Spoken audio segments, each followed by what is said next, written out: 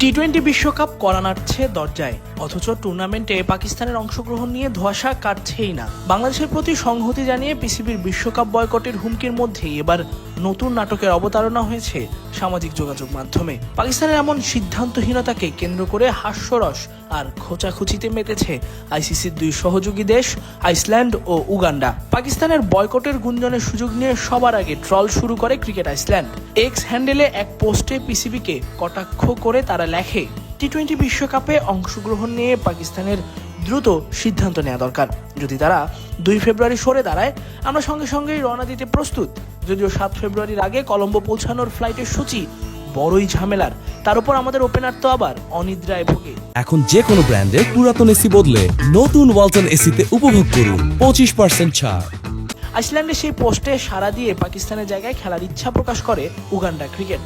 আইসল্যান্ডকে tag করে তারা লেখে, যদি টি-20 বিশ্বকাপে কোনো জায়গা খালি থাকে তবে উগান্ডা সম্পূর্ণ প্রস্তুত। প্যাকড, প্যাডেড এবং পাসপোর্ট নিয়ে আমরা তৈরি। কোনো বিমানই ইউটার্ন নেবে না।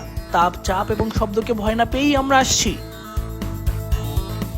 উগান্ডার আগ্রহের পর আইসল্যান্ড আবার একটি দীর্ঘ পোস্ট করে নিজেদের অপেশাদারিত্বের কথা তুলে ধরে খোঁচা দেয় পাকিস্তান ও স্কটল্যান্ডকে। পোস্টে তারা লেখে, হাতে সময় এতই কম যে আমাদের পক্ষে আর খেলা সম্ভব নয়। আমরা স্কটল্যান্ডের মতো নই যে কিট স্পন্সর ছাড়াই যখন তখন হুট করে খেলতে চলে আসব।